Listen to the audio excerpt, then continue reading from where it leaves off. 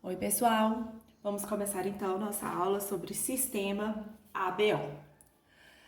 Quando nós falamos de sistema ABO, imediatamente vem à nossa cabeça A positivo, O negativo, AB positivo e assim por diante, né? Nós pensamos nos vários tipos sanguíneos que tem aí, nos 8 tipos sanguíneos que tem aí. Esses 8 tipos sanguíneos, eles são determinados por diferentes proteínas presentes no sangue, tá? E nós vamos entender um pouquinho sobre isso. É importante também nós compreendermos aqui que quando a gente fala de sistema, quando nós falamos A positivo, A negativo, nós estamos nos referindo a duas informações genéticas, tá? Então, quando eu falo para vocês que uma pessoa ela é albina e alta, eu estou me referindo a duas informações genéticas. Uma característica relacionada ao albinismo e uma característica relacionada à estatura, né? À altura dela. É a mesma coisa aqui. Quando nós falamos que uma pessoa é O negativo, eu estou me referindo a uma informação genética que vai determinar se ela é A, B, O, AB, está relacionada ao sistema ABO, e uma outra característica que está relacionada a ela ser positiva ou negativa, que nós vamos estudar posteriormente, que é o fator RH, tá? Então, hoje a nossa aula vai ser sobre sistema ABO. Nós vamos falar então do gene que determina o tipo sanguíneo, o gene que determina se o indivíduo é A, se é B, se é AB ou se é O. Esse gene ele pode ter três alelos. Ele pode ter o alelo A, o alelo B e o alelo Izinho. Esses alelos, então, vão se combinar, nós vamos receber um do nosso pai e um da nossa mãe, para nós termos, então, os diferentes tipos de características, tá? O fator positivo nós vamos falar depois. Os alelos, então, A e B, eles são dominantes em relação ao alelo Izinho. Então, A e B, eles são codominantes quando eles estão juntos, mas eles dominam em relação ao alelo Izinho. Bom, o que que esses alelos fabricam? Né? O que que eles fabricam aí para o nosso organismo? Esses alelos, eles vão fabricar uma proteína que fica na membrana da nossa hemácia e que é chamada de aglutinogênio. E eles vão promover também a fabricação, eles têm informação genética também para fabricar uma proteína que funciona como um anticorpo, chamada de aglutinina, que fica dissolvida no nosso plasma, tá? Então ela fica lá no plasma sanguíneo do indivíduo. O alelo IA, ele promove a fabricação do aglutinogênio A, que nós vamos representar por esse círculozinho azul, e a aglutinina anti-B, tá? Que nós vamos representar por esse triângulozinho. O alelo IB, ele promove a fabricação do aglutinogênio B e da aglutinina anti-A. Já o alelo Izinho, ele não tem receita para fabricação de nenhum aglutinogênio e ele tem receita para fabricação de aglutinina anti-A e aglutinina anti-B, tá? Então, tá representado aqui. Bom, então, vamos entender melhor um pouquinho isso daqui. Olhem só. Vamos preencher essa tabelinha aqui juntos. Nós temos, então, três tipos sanguíneos. Nós temos, então, o tipo sanguíneo A, B, AB e O. Né? E esses tipos sanguíneos, eles vão ser determinados por alguns genótipos. Então, olhem só. O indivíduo tipo A, ele pode ter recebido do pai e da mãe dele, ele recebeu, né, do pai e da mãe dele, o IA. E ele pode ter recebido também de um o IA e do outro o Izinho. O indivíduo B, ele pode ter recebido dos dois o IB e ele pode ter também recebido de um o IB e do outro o Izinho. O indivíduo AB, ele recebeu de um IA e do outro IB. E o indivíduo O, ele recebeu dos dois Izinho. Bom, então, o indivíduo A, ele tem informação genética para fabricar o aglutinogênio A, que é aquela proteína que eu falei para vocês, que fica na membrana da hemácia. Então, eu representei aqui as nossas hemácias, e o indivíduo que tem esses alelos, essas informações genéticas, ele vai fabricar, então, a proteína A, que vai ficar lá na membrana da hemácia. E ele vai fabricar também a aglutinina anti-B, tá? Que nós representamos, então, deixa eu conferir a cor aqui, que nós representamos, então, olha só, dessa forma. E vai estar lá dissolvida no plasma dele. O indivíduo que tem tipo B, ele vai produzir, então, a proteína B, ó, que vai ficar na membrana das hemácias e vai produzir o aglutinogênio anti-A, tá? Que vai ficar, então, dissolvido no plasma dele. O indivíduo AB, ele vai produzir tanto a proteína A, como também, que vai ficar lá na hemácia, como também a proteína, ó, B, que vai ficar lá na membrana das hemácias.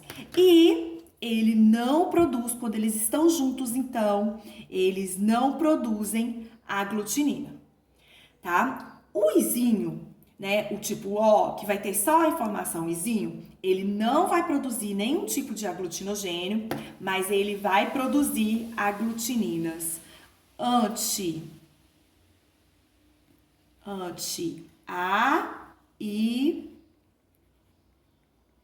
anti-B. Ou seja, eles vão produzir, ele vai ter no plasma anti-A e vai ter no plasma também anti-B, certo? Bom, e pesquisando, né, entendendo a dinâmica dessas proteínas, os pesquisadores compreenderam, então, que não era possível qualquer pessoa doar sangue para outra pessoa qualquer, né? Nós não podemos ter indivíduos com sangues diferentes doando para qualquer pessoa. Precisa ser feita aí uma análise do tipo sanguíneo. Então, o que acontece?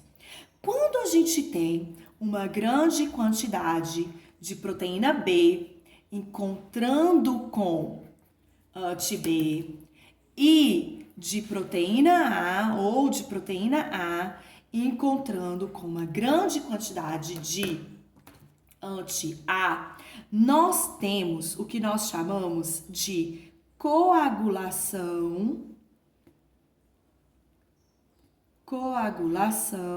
sanguínea.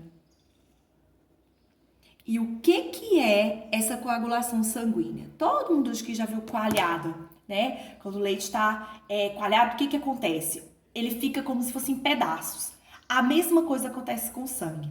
Quando nós temos uma grande quantidade de aglutinogênio A encontrando com aglutinogênio A encontrando com a aglutinina anti-A ou aglutinogênio B encontrando com a aglutinina anti-B, o que acontece? A gente tem a promoção dessa coagulação. E imaginem um sangue todo em pedaços para ele circular, a dificuldade. Então, compromete a circulação sanguínea, compromete a função do sangue, que é distribuir nutrientes, distribuir gases, hormônios pelo corpo. Com o sangue todo em pedaços, a circulação, ela fica comprometida. Depois de vários estudos, alguns pesquisadores, então, concluíram que para ocorrer a transfusão sanguínea, é preciso, então, observar o aglutinogênio de um doador e a aglutinina de um receptor, tá? Então, sempre que vai ocorrer uma transfusão, para que isso daqui não ocorra em grande quantidade, a gente precisa observar o aglutinogênio do doador e a aglutinina do receptor. Então, vamos observar aqui alguns exemplos. Olha só. Eu tenho aqui, então, um indivíduo A doando sangue para um indivíduo B. Então, nós vamos ter que observar do doador o aglutinogênio e dos receptores a aglutinina. Então, vamos lá. Quando eu tenho aqui um indivíduo A como doador, eu vou observar, então, o aglutinogênio dele. E que aglutinogênio que ele tem? Ele tem a proteína A. E o B como receptor, eu tenho que observar a aglutinina. Qual é o receptor, a aglutinina que ele tem? O B, ele tem, então, anti-A.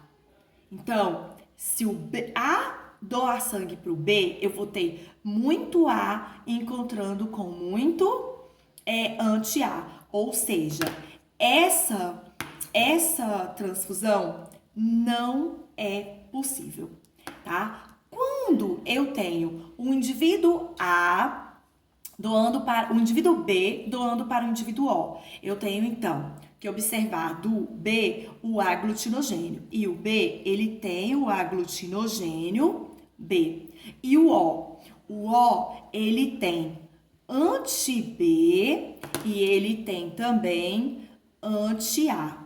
Logo, eu tenho também anti-B encontrando com B. Logo, essa transfusão também não pode ocorrer. AB tem, então, os dois aglutinogênios. Tem A e tem B. E o sangue tipo O? Tem as duas aglutininas, A e B. Então, AB não pode doar sangue para o O. Já quando eu tenho o O doando sangue para o A, o que acontece? O O, ele não tem aglutinogênio. Eu vou até colocar aqui de uma vez. Ele não tem aglutinogênio. E o A, qual a aglutinina que ele tem? O A tem anti-B. Mas quando eu observo essa norma, olha só, não tem problema. Então, o que vai acontecer aqui? Eu tenho, então, o O podendo doar para o A. O O, como ele não tem aglutinogênio, ele vai poder doar para todo mundo, olha só. E o B, ele não tem aglutinina. Então, aqui também eu posso ter a doação. Aqui, o B, ele tem aglutinogênio B e o AB não tem aglutinina.